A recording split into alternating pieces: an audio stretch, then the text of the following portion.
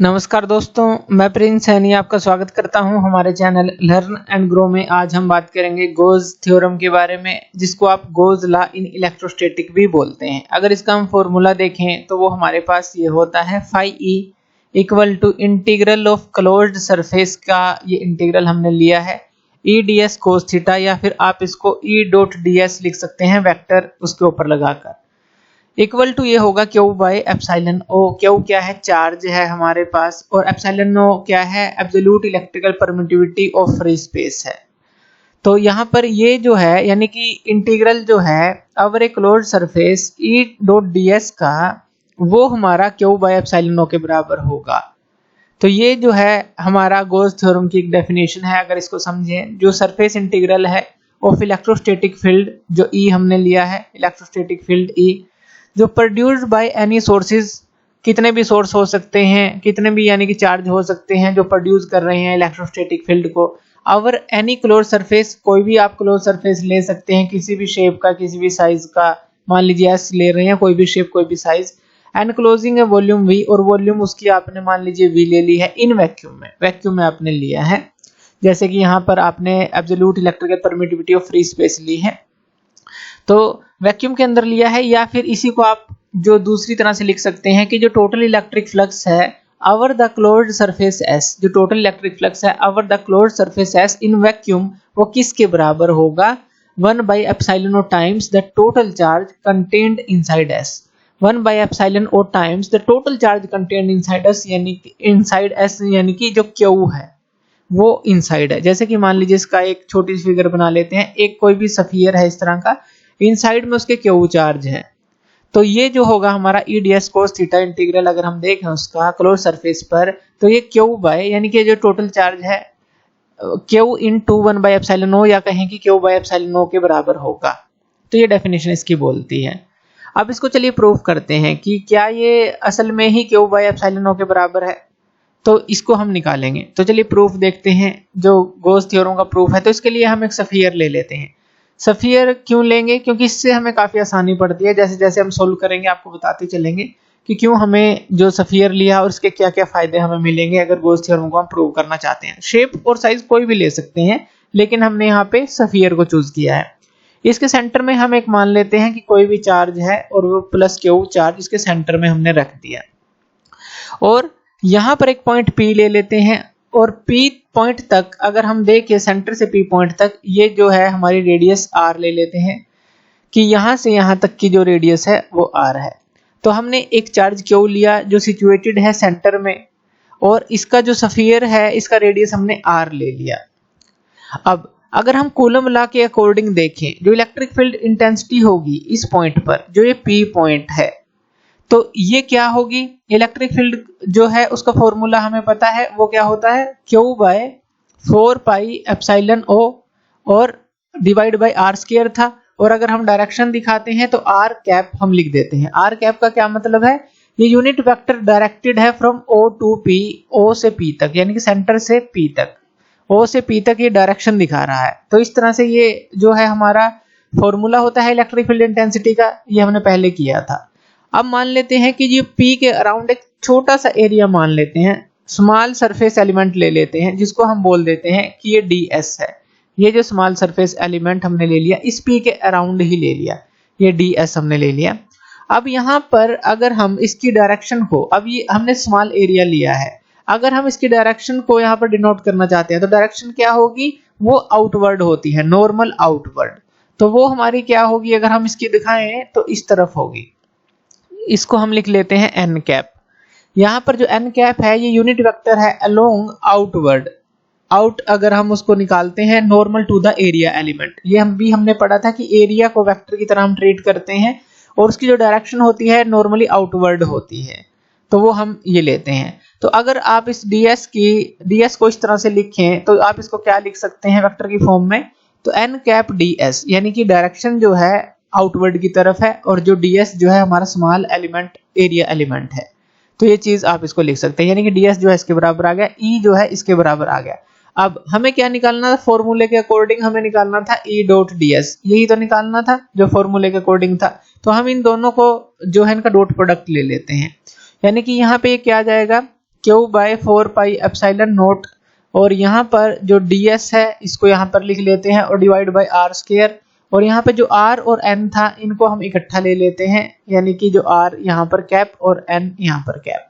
तो हमने क्या किया, इसका और इसका जो है डॉट प्रोडक्ट ले लिया। ये क्यों लिया है हमने, क्योंकि जो फॉर्मूला है हमारे पास उसी के हिसाब से हम कर रहे हैं। E dot ds equal to Q by epsilon O हमें प्रूव करना है, तो ये हमारे पास आ गया। अब यहाँ पर देखिए ये जो हमने लिया है, अब यहाँ पे ये स्फीयर शेप हमने ली है। अब यहाँ पर यहाँ से यहाँ तक की इसकी रेडियस r है।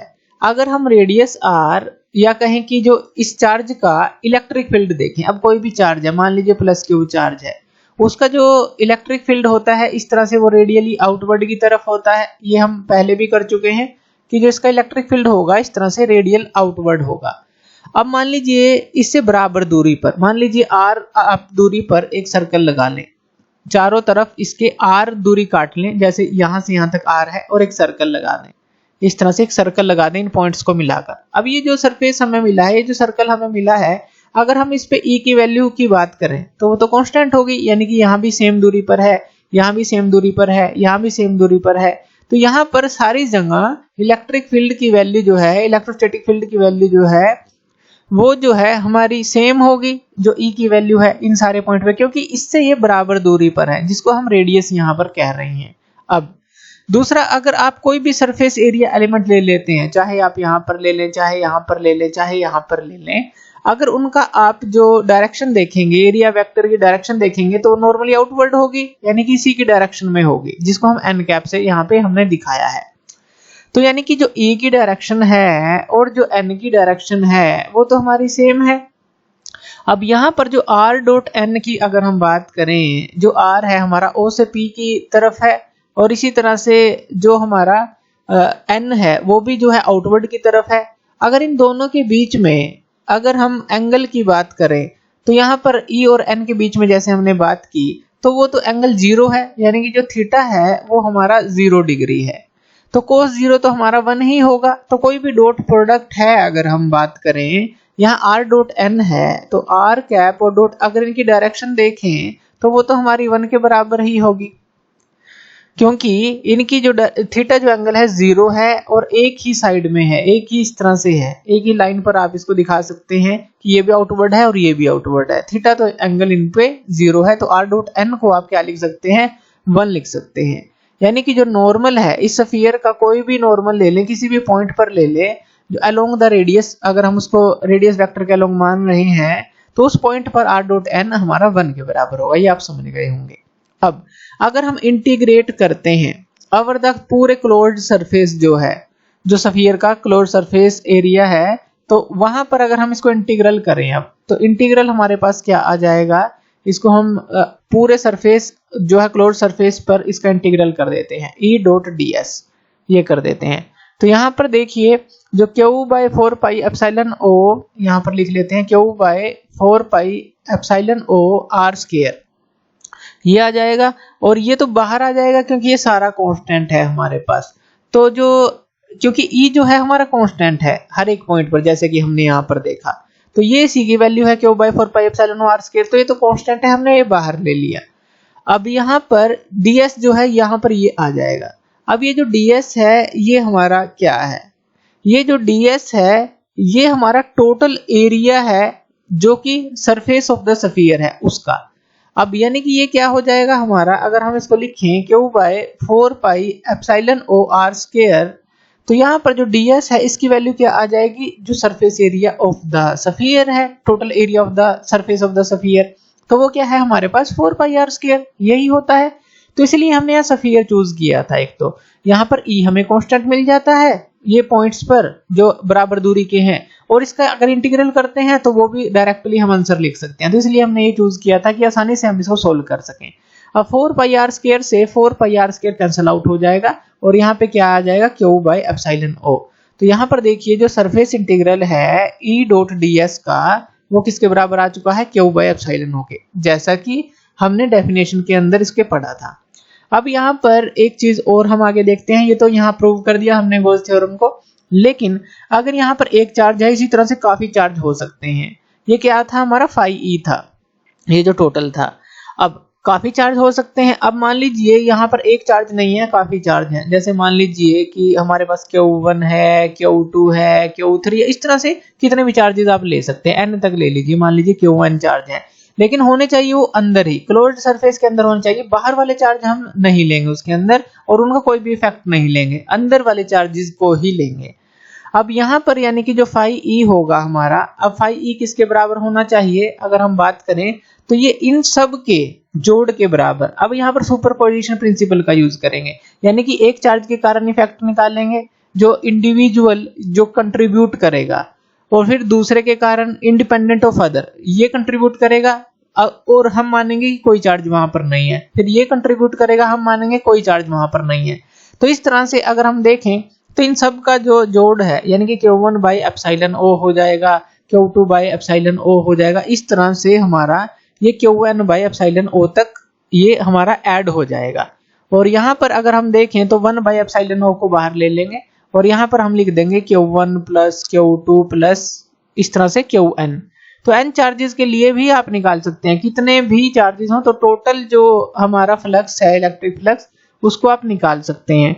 और इसको भी आप ऐसे भी इसको लिख सकते हैं, जो टोटल हमारा इलेक्ट्रिक फ्लक्स है तो आप इसको Q बाई एप्सिलॉन ओ लिख सकते हैं इस तरह से। अब यहाँ पर जो Q है वो क्या है, Q हमारा यहाँ पर आप लिख लेंगे कि जो समेशन है I को 1 से n तक कर लेते हैं, और यहाँ पर हमारा क्या आ जाएगा QI, यही आएगा।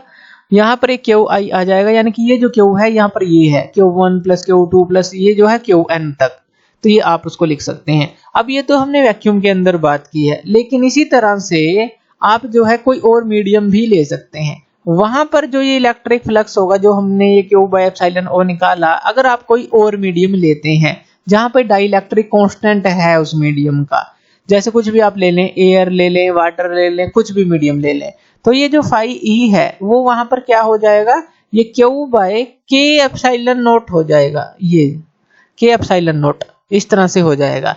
अब यहाँ पर ये K क्या है, डाइलेक्ट्रिक कांस्टेंट है, और K को आप क्या लिख सकते हैं, यहाँ पर इसकी भी वैल्यू हमने देखी थी, तो इसको आप ये लिख सकते हैं, ये जो है रिलेटिव जो हमारी इलेक्ट्रिकल परमिटिविटी होती है उसके बराबर होता है।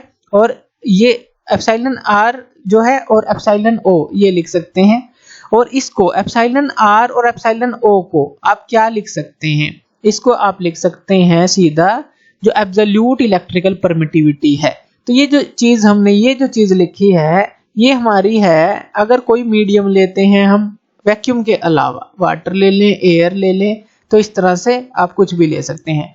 तो ये जो है K आप लिख सकते हैं, और K हमारा होता है जो अगर हम बात करें जो रिलेटिव इलेक्ट्रिकल परमिटिविटी के बराबर, और रिलेटिव इलेक्ट्रिकल परमिटिविटी बराबर होती है absolute electrical permittivity divide by जो फ्री स्पेस के अंदर इलेक्ट्रिकल परमिटिविटी होती है।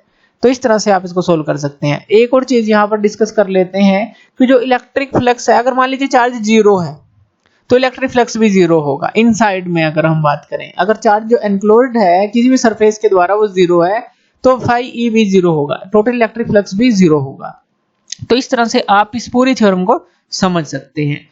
तो थैंक यू वीडियो देखने के लिए, और इसी तरह की वीडियोस के लिए आप हमारे चैनल लर्न एंड ग्रो पे हमें सब्सक्राइब कर सकते हैं। धन्यवाद।